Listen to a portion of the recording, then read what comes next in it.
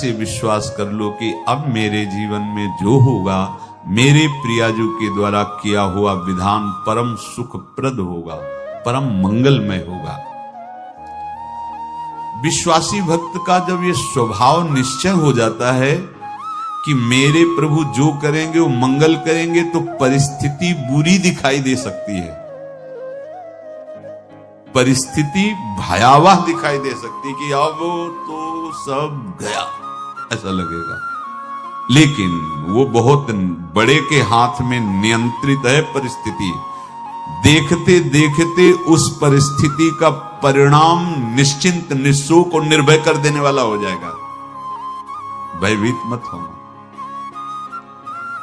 बहुत ही अमृतमयी बातें हैं, अगर अपने साधन पथ पे हम इनको आदर्श मानकर चले तो बहुत जल्दी आनंद आ जाए। किसी भी अड़चन को तैयार रहो, ये काल क्षेत्र है, मृत्यु क्षेत्र है।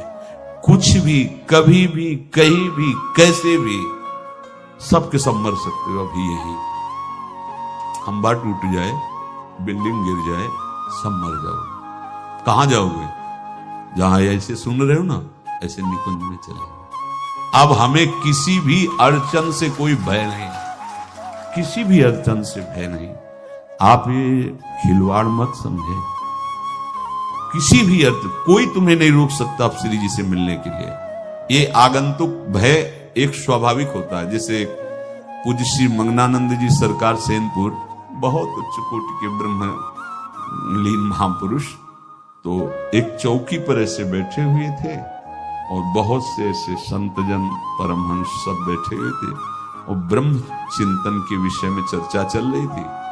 तो एक संत आगंतुक ब्रह्म आए ऐसे गंगा किनारे। तो उस समय स्वामी जी कह रहे थे मंगनानंद जी कि एक होता है विचार भय, वो संतों में कभी नहीं होता है, और एक होता है तात्कालिक भय, वो सबको व्याप्त हो जाता है। तो उन्होंने कहा कि स्वामी जी वैसे हम आपका आदर करते, लेकिन इस बात पर हमारा मतलब मन नहीं बैठ पा रहा है कि जो ब्रह्म स्वरूप को जान गया है उसको विचार भय तो होगा ही नहीं, लेकिन स्वाभाविक भय कैसा हो सकता है? वो तो सिद्ध पुरुष थे। उनका स्वामी जी बैठो, प्रसंग पूरा होने के बाद फिर आपका उत्तर हो जाएगा। ऐसे चौकी लगाई बैठे, और बैठे थे बट वृक्ष के नीचे। तो एक जैसे बाज है, गीद पक्षी है, उस समय तो वो संध्या का समय था, आके ऐसे जे ही बैठा तो खरबर खरबर वो डाल, तो महाराज चौकी के नीचे हो गए जो गंगा किनारे से आए थे ना।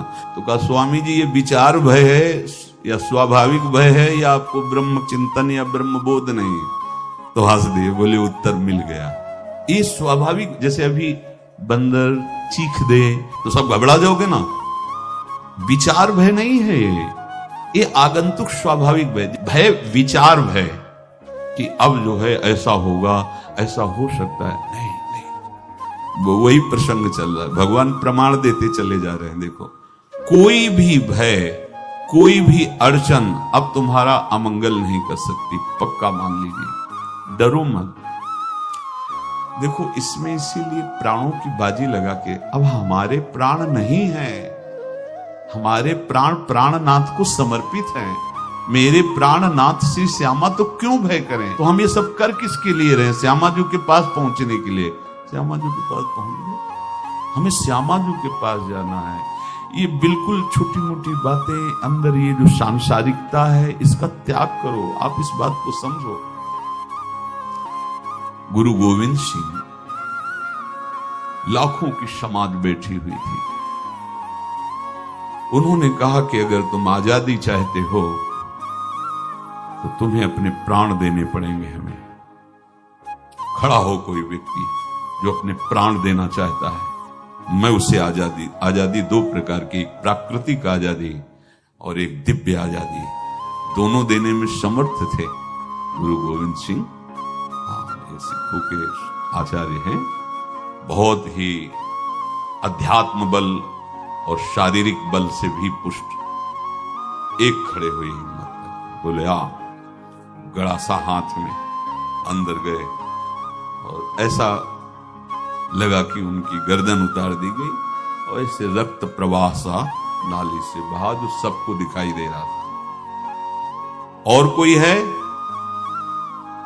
जब पता ही चल गया कि गर्दन उतारी जा रही, रक्त प्रवाह, वो कहते मुझे तुम रक्त दो, प्राण दो, मैं तुम्हें आजादी दूंगा। 2 3 4 5 अंदर ले जाते, ये आभास भी नहीं होने दिया कि वो जीवित है। 5 तैयार, पूरी सभा में 5 तैयार। बोले ये पंच प्राण प्यारे हैं भाई, इतने से एक एक से 1.25 लाख को परास्त कराऊं, देखना मेरा नाम गुरु गोविंद सिंह न धराऊं, यदि एक एक से 1.25 लाख को परास्त, क्योंकि प्राणों की बाजी समर्पित कर दी। अब क्या भय? माया से आजादी प्राप्त करने के लिए भयभीत होना तो बिल्कुल जीवन में छोड़ दो। विचार भय नहीं होना चाहिए, ये स्वाभाविक भय होगा। अभी कोई ऐसी आवाज आ जाए, वो ऐसे स्वाभाविक होता है, उस पर तर्क वितर्क नहीं किया जाता। विचार भय नहीं होना चाहिए। जानते हो, तुम्हारा जीवन, तुम्हारे प्राण, तुम्हारा शरीर हरि को समर्पित है और हरि के अधीन काल है, कुछ नहीं हो सकता, और जो कुछ होगा वो परम मंगल होगा। किसी भी अड़चन को भगवान के सौहार्द के सामने अड़चन मत मानना। हम अगर अड़चन को दूर करने का प्रयास करेंगे तो अड़चन हमें फंसा लेगी, अड़चन। और यदि भगवान पे विश्वास कर लिए तो वही अड़चन अर्चन बन जाएगी, उपासना बन जाएगी। मान लीजिए बात, मान लीजिए आप लोग तो गृहस्थ में देखा होगा, हमने देखा है, बच्चा गिरा, रोने लगा, माँ उठाने आई, छाती से लगाया, वो माँ के थप्पड़ मार रहा है। यद्यपि वो कुछ जानता नहीं, पर भाव जब उसके देखे, बलिहार है इस वात्सल्य की, बलिहार है, ये माँ को मार के कह रहा है, थप्पड़ मार के, अब तू छाती से लगा रही, जब गिरा और चोट लगी तब तू कहां थी, क्यों ले उठाया? ये अधिकार हरि, वो तो अल्पज्ञ माँ है, पर हम तो सर्वज्ञ हरि के वात्सल्य में डूबे हुए हैं। हमको तो भय बिल्कुल नहीं होना चाहिए। हाँ, जानबूझकर इसका दुरुपयोग मत करना। विश्राम की तरफ सत्संग जा रहा है, ध्यान से सुनो। कोई भी अड़चन, अब हमको प्रयास नहीं करना उसको दूर करने का, ये जिम्मेवारी हमारे प्रभु की है। और प्रभु के ऊपर अगर आपने भरोसा दृढ़ कर लिया तो हर अड़चन अर्चन बन जाएगी, भगवान की पूजा बन जाएगी। पर देखो, इस बात को लेकर के हमें अशुद्ध आचरण नहीं करना, गंदी बात पे नहीं उतर जाना कि आप बचा लेना जो भगवान हो। नहीं बचाएंगे हम, तुम्हें बता रहे हो। अब उनको चैलेंज करोगे ना कि सत्संग में सुना है कि आप बचाते हो, बचा लेना भला, तो नहीं बचाएंगे। क्या करेंगे?